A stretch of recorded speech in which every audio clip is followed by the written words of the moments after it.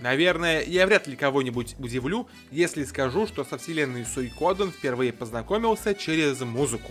То был замечательный любительский альбом с фортепианными аранжировками треков из различных JRPG, обнаруженный во времена, когда я болел серией Chrono. От Суикодена там присутствовала лишь Reminiscence из второй части, но уже тогда я улавливал в ней какую-то неподдельную зрелость. Словно за этой незамысловатой последовательностью нот скрывалась большая, сложная и неоднозначная история. Ну или просто композитор отрабатывал за десятерых, мастерски продав мне игру. Во всяком случае, этот первоначальный импульс, дополнительно усиленный внезапным анонсом Eiyuden Chronicle, со временем разогнался до того, что я уже 6-й рассказ о серии фигачу, и каждая новая страница истории Суикоден оказывается, если уж не круче предыдущей, то по меньшей мере интересной сама по себе. Ну и как обстоят дела с новой частью культового ролевого сериала от Konami? Интересно, не то слово, но в хорошем или плохом смысле сказать сложно. Думаю, вы уже понимаете, к чему все идет. Неудачи случаются у каждого. Однако Suikoden 4 в глазах игроков и фанатов по прошествии времени не просто заработала репутацию посредственной или даже убогой игры, а стал эдаким козлом отпущения, косвенной или даже прямой причиной начала конца серии. Ну, натуральное зло, разрушившее все, что так долго выстраивалось, и в котором нет ничего хорошего. Конечно, многие тумаки она получила за дело, но не о том речь. Suikoden 4 несчастливая игра, и я говорю не столько об уходе из компании сценариста и главного локомотива серии Йоситаки Мураямы, сколько о совершенно другом подходе к игровому процессу, идущему вразрез со многими выработавшимися шаблонами серии. А вы знаете, как консервативные фанаты чего бы там ни было обожают изменения. Впрочем, не только механиками все ограничилось. Suikoden 4 ознаменовал для серии начало эпохи приквелов, сиквелов, приквелов, альтернативных вселенных, в общем, всего такого, что не двигает основную историю вперед, а существует где-то на своей волне. Масло в огонь подлили и сами Konami, стартовавшие разработку четвертой части еще до того, как была готова третья. А после успеха Suikoden 3 как на японском, так и на западных рынках, они так и вовсе включили режим доярки на полную катушку и объявили о создании еще 2 новых игр в серии и портировании первых 2 частей на PSP. Практически одновременно. Чем-то определенно пришлось жертвовать ради утоления настолько неуемных амбиций, из-за чего Suikoden 4 вылетел из плавильной печи, будучи не совсем готовым к самостоятельной жизни, и получился банально меньше как по сюжету, так и по общему содержанию. Но как бы то ни было, 2 года в разработке — это 2 года в разработке, потому никаких послаблений в оценке новой номерной части серии от меня не ждите. События Suikoden 4 отправляют нас в далекое странствие аж на 150 лет назад в прошлое и за 3-9 земель на юг, на острова в море Кук-на-Си, родину нескольких небольших народов и важнейшую артерию морской торговли 2 континентов. А там, где пахнет хорошей денежкой, вскоре начинает пахнуть еще и кровью. И регион часто оказывается зажат в тисках политических игрищ и следующей из них регулярной ротации сфер влияния.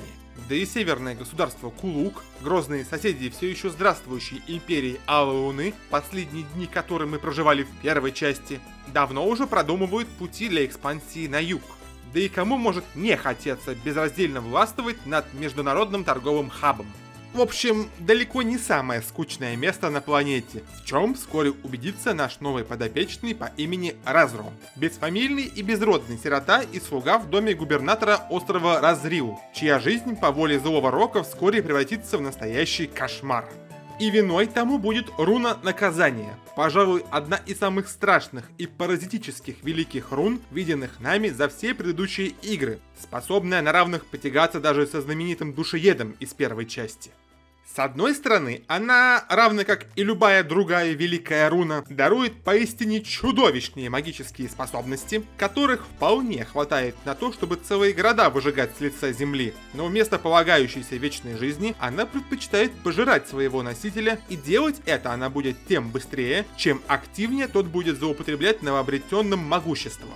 И словно бы этого было мало, так руна наказания еще и разум своего носителя будет отравлять, периодически насылая на него наваждение и заставляя переживать последние минуты жизни своих предыдущих жертв. Самая поразительная сторона лора Суикоден кроется в том, что даже такие чеховские рояли, как Великие Руны, дающие удивительные силы и обеспечивающие не менее удивительными приключениями, из части в часть продолжают быть плотно вписанными в местное мироустройство, отражая фрагменты единого бытия, начиная с природных явлений и заканчивая естественными процессами круговорота жизни и смерти. Руна наказания – символ разрушения, образ распада любой материи, настолько же естественного, насколько и неотвратимого. Единственное, что Разра действительно может сделать – не разбазарить последние месяцы своей жизни впустую и помочь когда-то разрозненным островным нациям объединиться и дать отпор интервентам, даже если результата своей тяжелой работы он так и не увидит.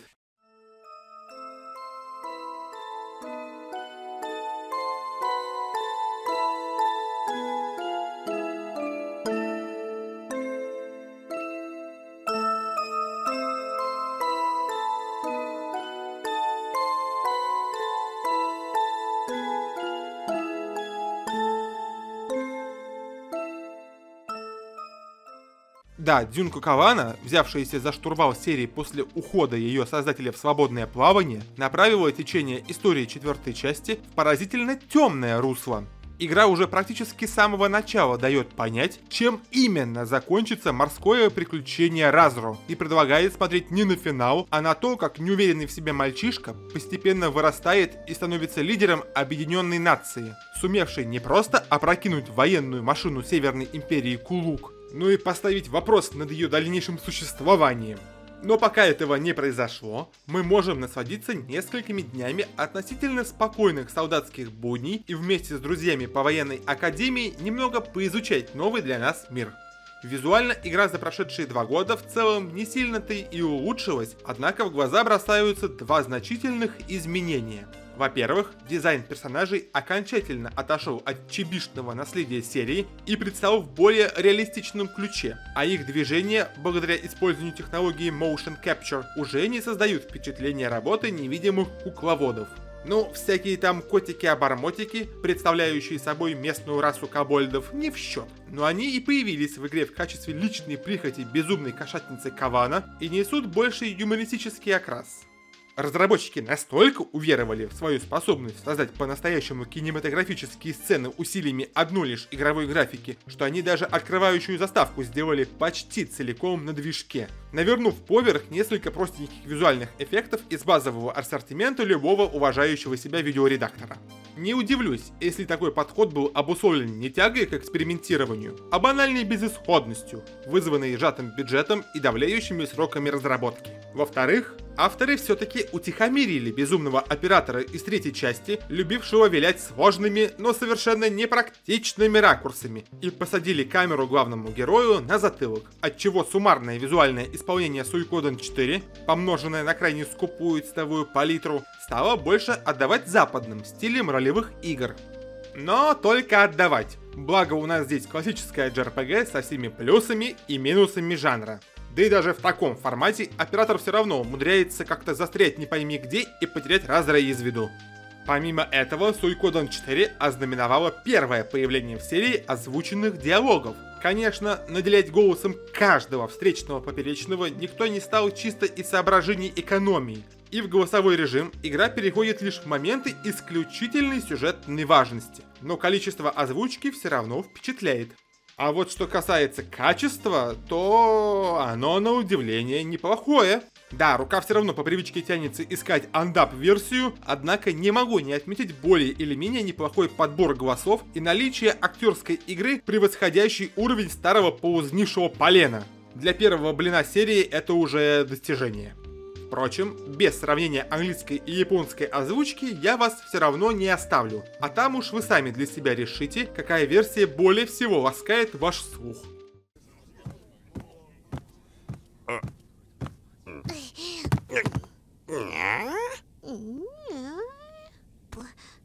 遅くなったな。この船があんたたちの拠点ってわけか。まあまあいい趣味。 Lady Eleanor, a room has also been prepared for you. Thanks. Don't forget to stock my room with wine. It'd be great if you have some from Kanakon. Anyway, enough pleasantries for now. Let's get down to business. 侵攻してくるクールークに対抗するには、ここらの島々にある小さな勢力を本気で一つにまとめ上げて立ち向かうしかない。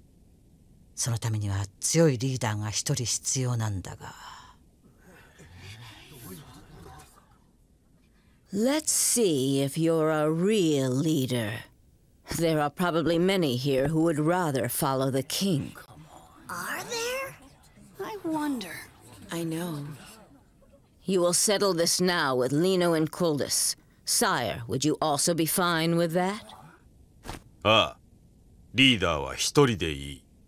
Как и раньше, геймплейное ядро Suikoden 4 поделено на исследовательский режим, в котором главный герой сует свой нос во все щели, занимается менеджментом своей карманной армии и ищет пути для продвижения сюжетной линии, и на боевую систему во всем ее случайном великолепии. Но для начала поговорим мы о первом. Уже самые первые попытки побродить по раскинувшимся просторам дадут понять, что не то, что от края до края, до назначенной цели порой приходится бежать целый марафон. Konami не стали мелочиться и нахлобучили просторные локации, не всегда даже утруждая себя оправдать их существование хоть сколько-нибудь выразительным визуальным наполнением. Авторы по такому случаю даже обучили Разра быстрому бегу в помощь бегу обычному. И есть у меня такое подозрение, что добавили они его в игру в самый последний момент, так как работает спринт тупо по принципу ускорения анимации главного героя, что смотрится ну очень колхозно. Неожиданной реформации подвергся инвентарь и все, что на нем завязано. Разграничение на общую походную сумку и личные карманы сопартийцев ушло в небытие, а вместе с ним и ограничение на количество переносимых предметов. Можете финансово позволить себе вагон из 99 лечебных снадобий, они у вас появятся, и как-либо лимитировать интенсивность их вливания внутрь игра не будет в том числе. Короче, мы вернулись к формату классических JRPG на заре эпохи. Своеобразной компенсацией такого упрощения можно назвать экипировку, которая расширила базовый набор из шапок, доспехов, щитов и 3 аксессуаров на выбор и пополнилась отдельными слотами под перчатки и обувь. Если не брать в расчет какие-то редкие одеяния, влияющие на параметры, отличные от защиты, то в сухом остатке поменялось мало чего. И потребности в амуниции теперь просто размазываются не по 3, а по 5 пунктам. Но с той лишь разницей, что оснащение даже минимального набора действующих лиц актуальной броней способно оставить Разра без каких-либо средств к существованию. Вопрос денег в Suikoden 4, правда, решается значительно проще, чем в предыдущей части, первое время вынуждавшей цепляться чуть ли не за каждую копейку. Достаточно перебить десяток-другой монстров в случайных сражениях. Да, за битвы тут платят на удивление хорошо практически со старта. Есть, впрочем, и бескровные методы озолотиться. Например, азартные игры, вроде традиционного для серии Чинчирорина, или чуть менее традиционные вариации на тему маджонга, от комплексности правил которой я порядочно прифигел. Но куда более действенный способ разбогатеть – заняться торговлей, скупая по бросовым ценам материалы и всякий хлам в одних городах и продавая втридорога в других. А если вспомнить еще о бездонной походной сумке главного героя, то и предстоящий товарооборот в Suikoden 4 превращается из мелких закупок, совершаемых в дополнение к основным делам, в настоящие оптовые махинации. И если понимать, что делать, то даже периодическая подработка перекупщиком способна избавить вас от финансовых тягот на всю последующую игру. Правда, некоторые торговые города довольно рано оказываются под контролем врага, что значительно сузит пространство для ведения бизнеса. Но идея с прокачиванием ассортиментов у торговцев выглядит несколько странно. Грубо говоря, вам надо сначала продать 40 единиц некачественной железной руды, чтобы получить право покупать руду нормальную, а потом, после того же финта уже с ней, добротную. Звучит как трата времени ради траты времени.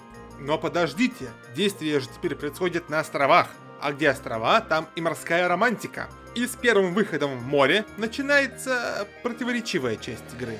Говорю я, конечно же, о случайных сражениях. И что в них такого? Внезапные бои в серии были с древнейших времен. Сейчас, наверное, возразите вы, и в этом смысле будете совершенно правы. Но я больше говорю с позиции баланса и как бы динамики происходящего. На карте мира вы управляете кораблем, который даже с функцией ускорения анимации ползет до точки назначения со скоростью морской черепахи, но все равно при этом умудряется влетать в случайные сражения каждые 2 секунды. Ладно, погорячился. Каждую чертову секунду! Тут не то что по прямой пройти, на месте развернуться невозможно без того, чтобы не попасть в несколько нежеланных битв подряд. А ведь из мореплавания состоит практически вся игра. Просто, блин, удачи вам повторно направить посудину в сторону гавани, если при первом заходе она у вас промахнулась и начала крутить пируэты в полном непонимании того, что вы от нее хотите. И знаете что?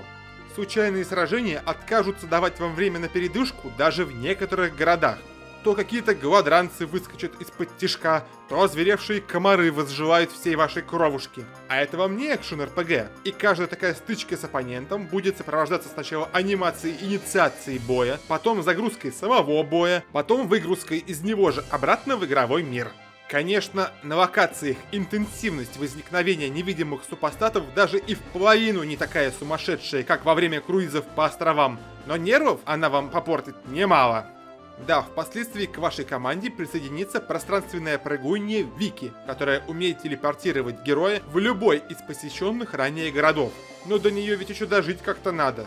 Ситуация с Random Encounter в Suikoden 4 настолько плачевна, что при любом ином раскладе игра просто отправилась бы гулять далеко и надолго. Однако ее можно попытаться исправить подручными средствами. А говорю я про магию Game Genie, Codebreaker и прочих утилит, вмешивающихся в игровые данные. Вот с их помощью мы сейчас случайные сражения и присмирим. Да, формально это читерство, но в такой игре я не чувствую себя виноватым. Единственное, метод этот подойдет по большей части эмуляторщикам, в то время как пользователям оригинального железа и лицензионной продукции придется искать еще и сами чит-устройства. И к тому же гарантировать его работу я могу только на американской версии игры. Поскольку эмулятор PC-SX2 по умолчанию не обладает никакими встроенными визуальными инструментами для работы с читами, придется добавлять их вручную. Для этого переходим в каталог с исполняемым файлом эмулятора, открываем папку Cheats, создаем текстовый файл с таким вот названием и меняем его расширение на такое. После чего открываем получившийся файл блокнотом и вставляем туда следующий текст. Сохраняем файл, запускаем эмулятор и не забываем в контекстном меню включить читы. После чего у игры появится новый функционал. Нажатие на правый стик полностью отключит случайные сражения, а нажатие на левый вернет их обратно. Таким образом, Suikoden 4 станет больше похож на игру, от которой можно получить удовольствие.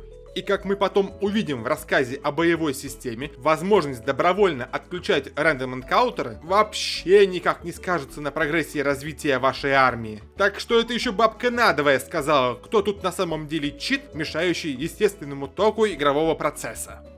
А вот сама идея выхода в море на собственном корабле хоть и пришлась мне по нраву чисто с эстетической точки зрения, но все же она оставила после себя ощущение какой-то незавершенности. Водная гладь простирается во все стороны и уходит своими волнами далеко за горизонт, но кроме пары островов для опционального посещения она ничего в себе не таит.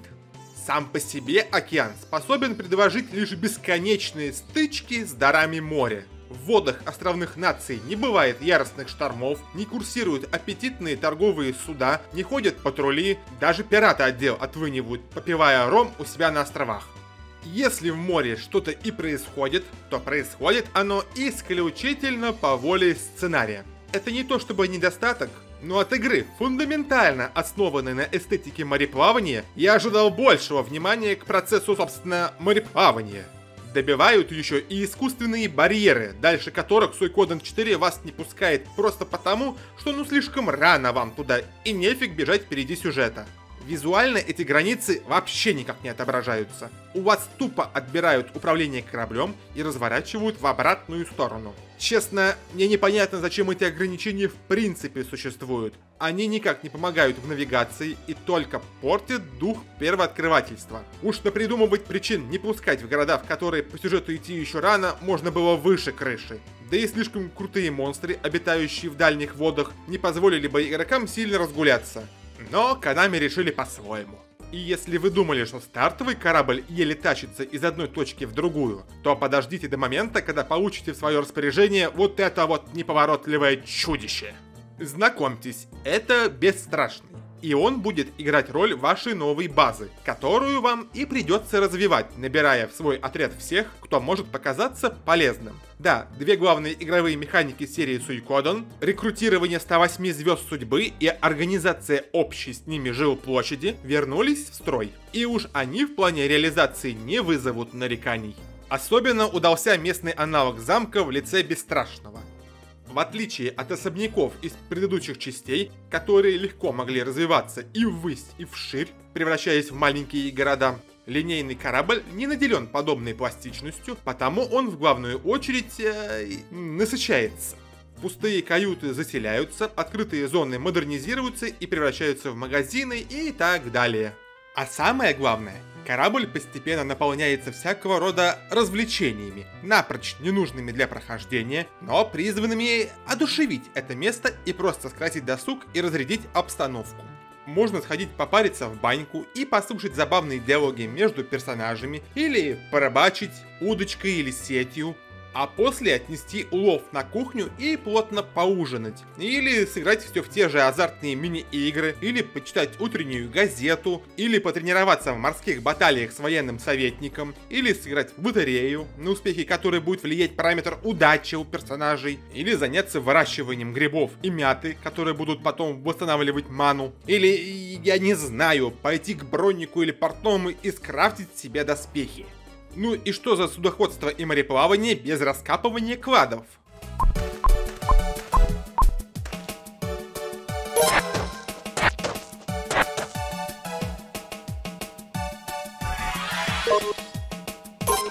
Тут, правда, все упирается в поиск карт сокровищ, и ради них вам придется чуть ли не каждый выпирающий полигон в игре облапать, да и то не факт, что получится найти их все в первое же прохождение.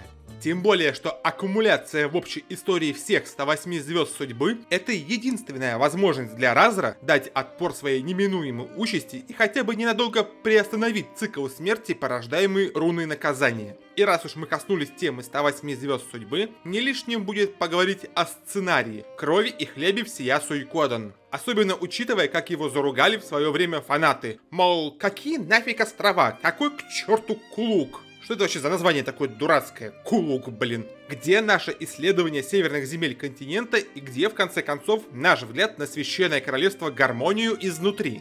Ради чего мы проливали кровь наших виртуальных подопечных, развивая историю мира, когда вы взяли и все вертухнули на 1,5 века взад? Вот это вот все. Осторожно, могут быть спойлеры. И действительно, какие-то там островные нации и какой-то там Кулук, устроивший локальный междусобойчик, это настолько вещь в себе, что на его фоне даже приключения Нэша в Генсо Суико Гайден кажутся более исторически значимым событием. Тем не менее, Суикоден 4 сделал одну вещь правильно. Он показал нам совершенно новый тип войны. Вот как было раньше. В первой части мы переживали народное восстание, переросшее в государственный переворот. Во второй — войну на истребление и последующий ее тормозной путь. В третьей — расшатывание обстановки в регионе и последующую интервенцию.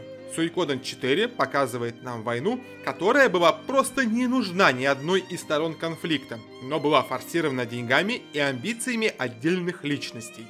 По сути, вся пресловутая экспансия империи на юг — это совместная авантюра торговой компании Грэма Крея и губернатора южных ебеней Кулука, причем даже больше первого, чем второго, что не раз будет подтверждаться желанием Крея не столько в политические игры играть, сколько заполучить руну наказания любой ценой и подзаработать денег на войне. По правде говоря, Кулук даже не знал, что ведет войну с кем-то на юге. Империя и без того уже трещала по швам от внутренних проблем и следующих из них народных волнений и не могла следить за дальними регионами. Но об этом мы узнаем только из следующей игры в серии, так что я это слишком забежал вперед. Зато Разра со своей армией по мере перезавоевывания проигранных островов по сути собирает островные нации под единым флагом. Ну а в конце оказывается вынужден сложить свои лидерские полномочия по причине под названием «Руна наказания». Зубья исторических процессов не знают пощады. Как только ты выполнишь свою функцию в этом механизме до конца, он высосет тебя досуха, пережует и сотрет в порошок. Но был ли у героя другой выбор? Этот вопрос подталкивает нас к разговору о том, насколько же хорошо были прописаны столь круто сваренные события и их участники. И с этим у Konami получилось как-то наполовину. В целом, Suikoden 4 сохранил общее настроение третьей части и вынес значительную часть юмора за скобки главного сюжета.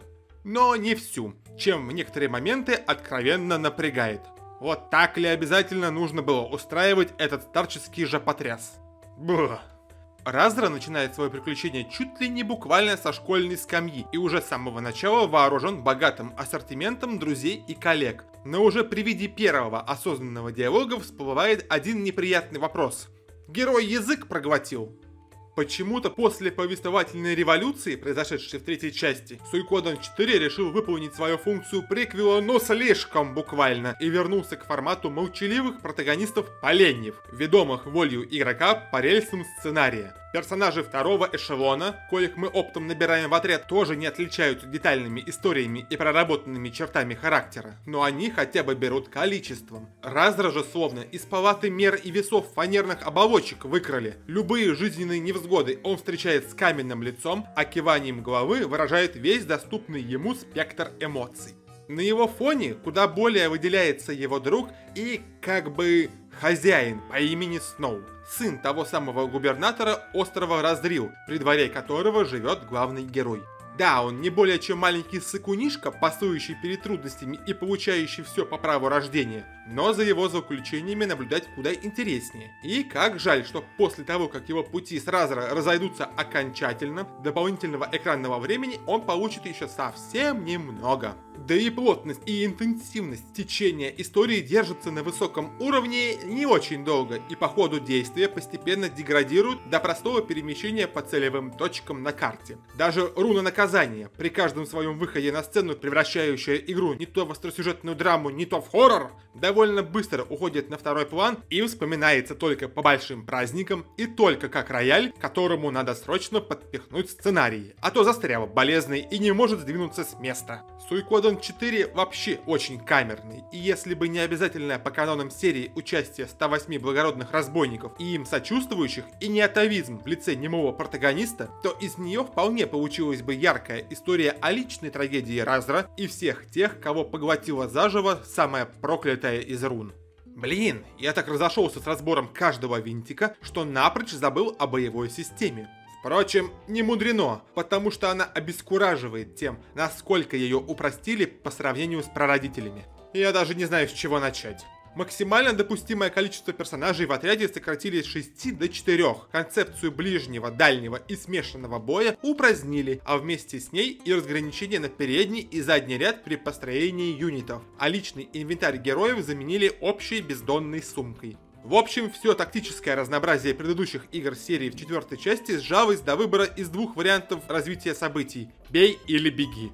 Основной набор действий остался без изменений. Атака, защита, руническая магия, использование предмета, комбо-атака – все по классике.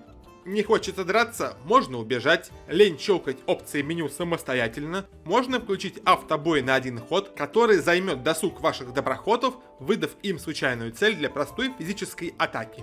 Единственное нововведение во всем этом – шкала Rush, заполняющаяся с черепашьей скоростью и дающая один бесплатный ход, во время которого Разра фигачит по всем врагам далеко не самой слабой атакой массового поражения и восстанавливает себе здоровье. Честно, я пытался понять смысл этой шкалы в общем компоте игровых механик, но так и не смог. Просто какой-то подарочный ход раз в 10 сражений. Руническая магия, как и прежде, представляет собой ультимативное средство общения с крупными оппонентами из-за своей разрушительности. Но на обычных букашек тратить ее зачастую слишком непрактично. Дело в том, что вся магия делится на 4 уровня крутости. И даже у профильного чародея в распоряжении имеются считанные единицы очков магии, дающих ему доступ к колдовству того или иного уровня. Потратили всю магию 3-го уровня, довольствуйтесь теперь заклинаниями низших классов. Поначалу складывается впечатление, что нехватка заклинаний легко решается простым экипированием сразу нескольких магических рун на одного персонажа. А при наличии хорошей предрасположенности к чародейству, герой может вмещать в себя до 3 магических знаков. Но хитрость не проканает, поскольку колдовство тратит ресурс персонажа в целом, а не только одной руны. И даже первое появление в серии восстановителей маны не сделает погоды из-за их исключительной редкости. Особенно тяжело в таком случае приходится лекарям в команде, которые даже поддержать сопартийцев огневой мощью не могут, не расходуя ресурс целебной магии. Но нужны ли вообще лекари в Suikoden 4 с бесконечным-то мешком аптечек? Большой-большой вопрос. Впрочем, не все то руна, что молнии швыряет. Есть еще и такие, которые либо открывают особые способности для конкретных героев, либо как-то изменяют их свойства. Например, персонаж с руной Alert каждый бой начинает спящим, но если кто-то разбудит его крепким тумаком, тот впадет в ярость и начнет рубить недругам головы с удвоенной силой. И хотя многие наиболее интересные руны подобного толка оказываются намертво приколочены к определенным сопартийцам, встречаются и весьма интересные модификаторы, усиливающие урон в ущерб защите и так далее. Так что какой-никакой лепкой своей собственной машины смерти игра все-таки позволяет заняться, пусть и не такой вариативной по меркам серии. Совместные техники тоже составляют костяк ключевых механик серии, без которых Suikoden не может называться Suikoden. И в 4-й части комбо-атаки, к сожалению, продолжили идти по пути деградации, проложенном в Suikoden 3. Во-первых, самих приемов стало еще меньше, да и те из них, что задействуют более 2 персонажей, окончательно добивают хоть какую-то вариативность в формировании команды. Во-вторых, их теперь надо изучать, а после еще и прокачивать. Мало просто поставить 2 совместимых персонажей друг к другу плечом. Для появления у них совместной техники придется немного погриндить. А потом надо будет погриндить, чтобы превратить их новоявленную камбуху во что-то полезное. И все это ради одной несчастной связки, которой вы, скорее всего, за всю последующую игру больше никогда и не воспользуетесь. С другой стороны, визуализировали такую кооперативную работу авторы очень неплохо. Не сами атаки порадуют, так победные стойки спевшихся компаньонов. Кстати, у магии тоже есть совместные заклинания, представляющие собой вихрь пылкой страсти 2 стихий самого крутого 4-го уровня. Возможно, именно по этой причине авторы позволили организовать 2 вторичные группы по 4 человека, которые можно отправить в бой вместо основной команды Разру, чтобы те могли набить руку в кооперативной работе без необходимости для игрока возиться с перестановками в головном отряде. Я допускаю, что идея была и здравая, если смотреть на нее под таким углом, но кончили ее создатели явно за упокой. В смысле, вся эта механика со сменой отряда работает только на море и каждый раз прогружается так медленно, что и без того невыносимые внезапные бои превращаются в сущее убийство времени. Но хотя бы уровни гриндить не придется, благо по вопросам прокачки игра исходит не из количества требуемого опыта, которое всегда одинаково, а из различия в силе между персонажами и врагами. Перекачанная команда перестает прокачиваться вообще, пока игрок не продвинется по сюжету и не найдет монстрятину пожирнее. А вот если взять в команду какого-нибудь хлюпика, отстающего на десятки уровней, то ему достаточно пережить буквально пару сражений с монстрами, которые в обычной ситуации ему были бы не по силам, и он получит такую дозу опыта, что тут же нагонит основной отряд. Из-за этого мне вдвойне непонятно, зачем надо было выкручивать настолько оголтелую частоту случайных сражений, когда сама натура игры препятствует гриндингу. Сказал бы я, не появить в Suikoden 4 фарминга ресурсов для крафтинга и экипировки. Тот-то неистовые рандомные бои и должны заявить о себе. Как бы да, но как бы и нет. Самые крутые материалы все равно выбиваются только из боссов, а остального добра типа кожи, чешуи и так далее даже без насильственного фарминга будет падать выше крыши. От превращения в лютую нудятину игру спасает то, что кривая ее сложности не изломана настолько, чтобы принуждать вас подолгу собирать материалы для какой-то особо крутой брони, и вполне можно обойтись находками из сундуков и покупными латами. Но да ладно, никуда не делись и дуэли на пару с полномасштабными военными столкновениями. Сражения 1 на 1 прямо-таки поражают своей стабильностью. Уж чего только разработчики не воротили с ключевыми боевыми механиками от игры к игре, однако дуэли всегда оставались величиной более или менее постоянной, получая прибавку разве что к мелким нюансам. Другими словами, перед нами снова старая добрая вариация на тему игры Чичиком. Или то была Цуефа... Камень, ножницы, бумага, в общем. Задача соответствует. Необходимо предугадать действия оппонента и выбрать такую контрмеру, которая больно ужалит его и обезопасит героя. Атака пробивает блок, блок защищает от яростной атаки, становясь в процессе контрударом. Яростная атака подавляет атаку обычную. Опять же, очень прокачалась визуальная презентация. У дуэлей появилась какая-никакая постановка и хореография. И смотреть за результатами сделанных выборов становится интересно еще и с эстетической точки зрения. Свои действия противник будет откровенно палить в репликах, и от вас потребуется лишь правильно понять намек. И не понять его в Suikoden 4, по-моему, стало в принципе невозможно. Если в предыдущих частях я чаще надеялся на удачу, постепенно заучивая реплики оппонентов, то здесь дуэлянты разглашают свои дальнейшие планы настолько неприкрыто, что пропадает какой-либо вызов для внимательности игрока. Чего я не могу сказать о масштабных баталиях, переживших очередную тотальную ревизию. Как обязывает сеттинг, крупные конфликты происходят на воде, и оперируем мы отважной, но маленькой флотилией, которой, тем не менее, хватает для ведения серьезных боевых действий. Передвигаете войска вы по сеточной карте, и как только соперник оказывается в зоне поражения, начинается мясо!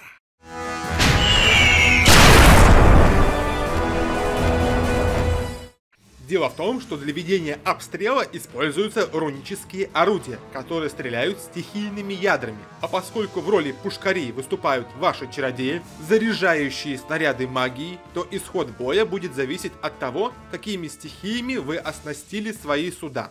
Проще говоря, те же камень, ножницы, бумага, только с большим числом переменных.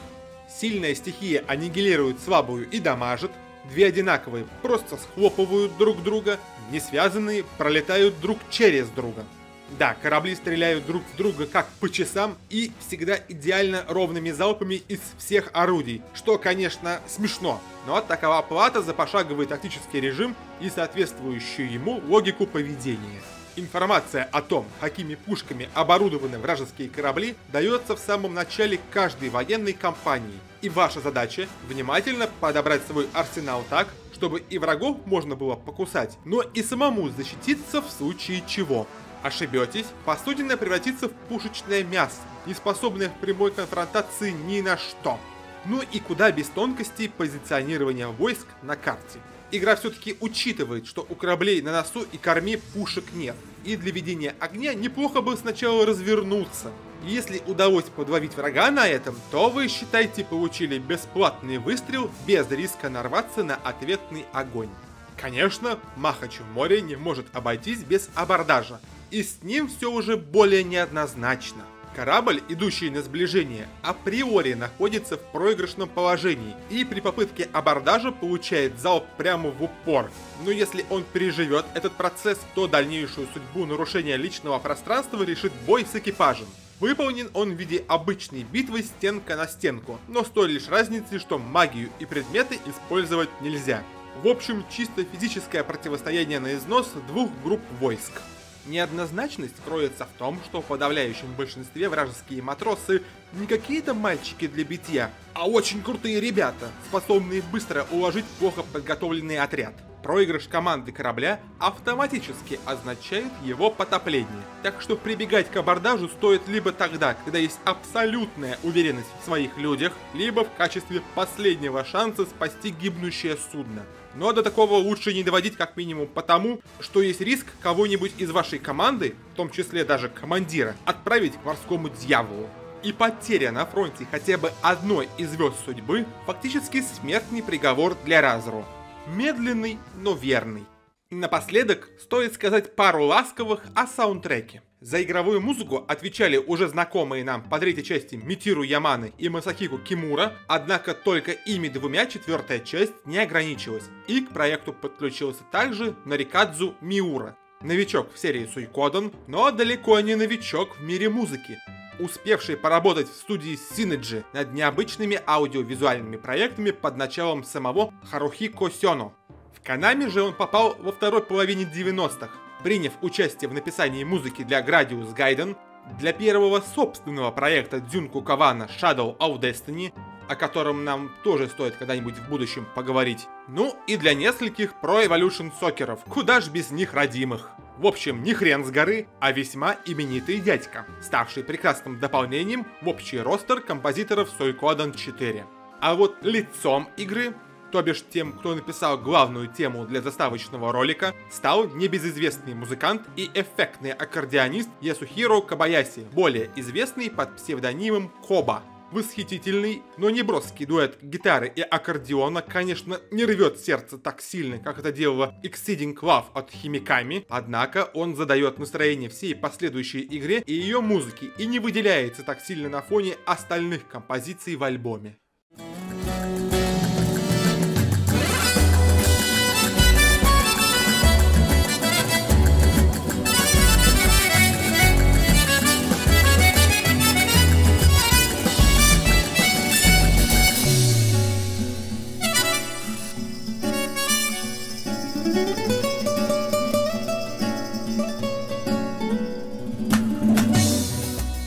Да, музыканты на сей раз серьезно подошли не только к композиторству, но и к звукообработке, подтянув до приемлемого уровня качество звучания инструментов, бывшее ахиллесовой пятой всего саундтрека предыдущей части.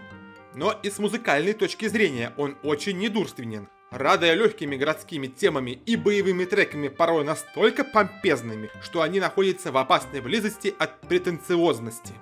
Из-за смены сеттинга саундтрек несколько отошел от фольклорных корней оригинала и аккумулировал в себе массу инструментов, ассоциирующихся с островной жизнью. В общем, готовьтесь к ударной дозе стальных барабанов, без которых ни одного дня на островах не пройдет.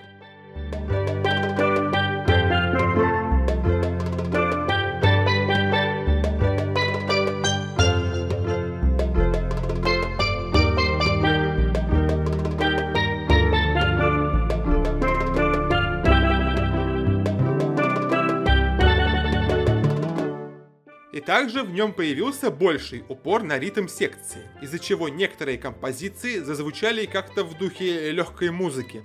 Конечно, это еще не лифтовая музыка, но ближе к ней, чем когда-либо в серии.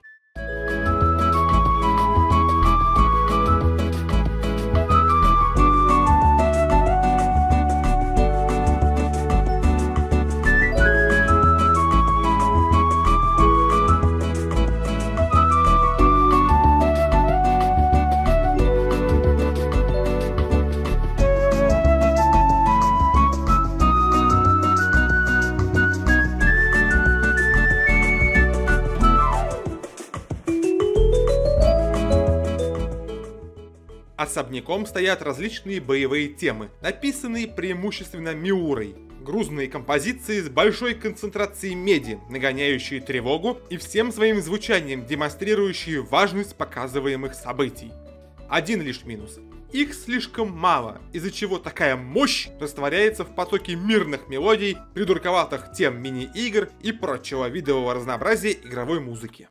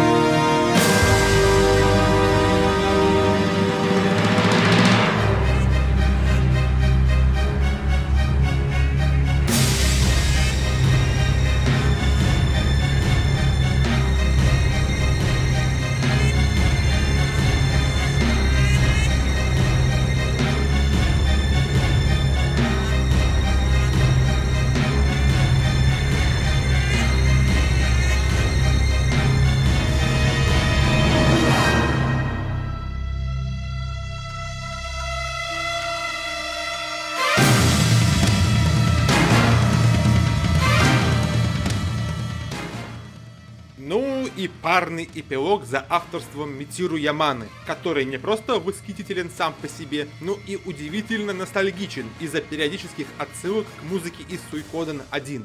Массивное 17-минутное произведение искусства, в котором сплетается и радость победы, и горечь утраты, и надежда на счастливое будущее, и сожаление о неотвратимости и жестокости судьбы. Потрясающая работа.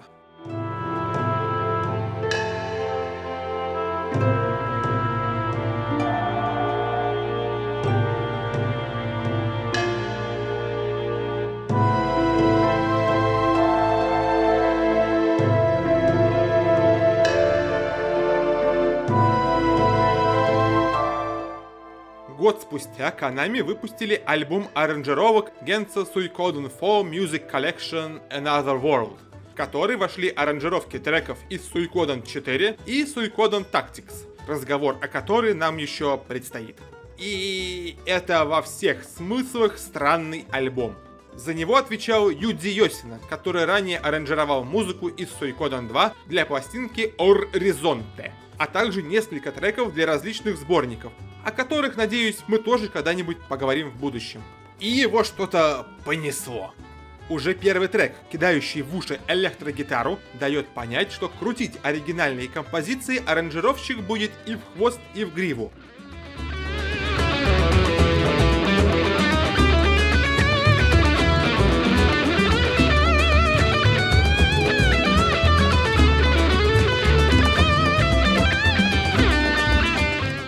Вон даже аранжировка в стиле Dixieland есть, чем неплохо так выбивается из повествования альбома.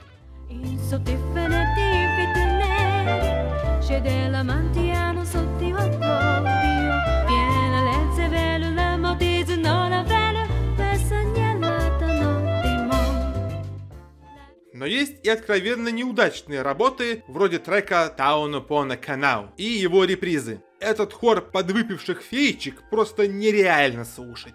В общем, весьма любопытное частными работами, но совершенно не сфокусированное как нечто цельное произведение, которое, тем не менее, стоит послушать в дополнение к саундтреку. Хотя бы забавы ради. Фух, не верю, что могу теперь поставить на Suikoden 4 жирнющую точку. Это было долгое и не во всем ровное приключение, которое, тем не менее, стоило того. Разработчики во главе с Дюнко Кавана явно пытались сделать очень большой кусь, но этот кусь оказался им то ли не по зубам, то ли не по карману. В итоге часть вещей в игре кажутся сделанными наспех, чтобы прикрыть другую часть вещей, на которую у них уже просто не оставалось времени. Зашкаливающие случайные сражения и неуместный гриндинг приемов в рамках боевой системы, вообще не требующие подолгу прокачиваться, явно были сделаны с одной единственной целью – растянуть прохождение и без того короткой сюжетной линии до условных 40 часов. Возврат к концепции немых главных героев ощущается большим откатом назад, а происходящие по сюжету события вообще не кажутся значимыми из-за своей отдаленности от центра действий трех предыдущих частей. Боевая система уж тем паче деградировала чуть ли не до уровня Final Fantasy 1. Да и много таких вещей можно притянуть за уши, чтобы наклеить на игру бумажку с текстом «Отстой». Но при этом Suikoden 4 сделал кое-что важное. Объявил войну закостенению, попытался привнести в мир серии нечто стилистически по-настоящему новое. Морская романтика, скрип палуб кораблей, ощущение нависшего злого рока, редкие отсылки к событиям, которые еще только случатся, линейность и несложность вкупе с недокументированной возможностью отключать случайные сражения за ненадобностью, все это, конечно, не превращает Suikoden 4 в шедевр на века, но делает его как минимум достойным внимания. В отличие от многих критиков, комментаторов и прочих важной курица, я не могу назвать эту полосу серии черной, она скорее в пятнышко. Счастливый маленький уголек, который не додавили до состояния алмаза и, отчаявшись, просто осыпали алмазной крошкой, чтобы, ну, хоть так походил на оный. Впрочем, история четверки на этом не заканчивается, потому как Rhapsody, или же Suikoden Tactics, следующая игра в серии, взяла ее в охапку и умчалась с ней в новые дивные дали своих собственных приключений в жанре тактических РПГ. Ох, ща будет мясо!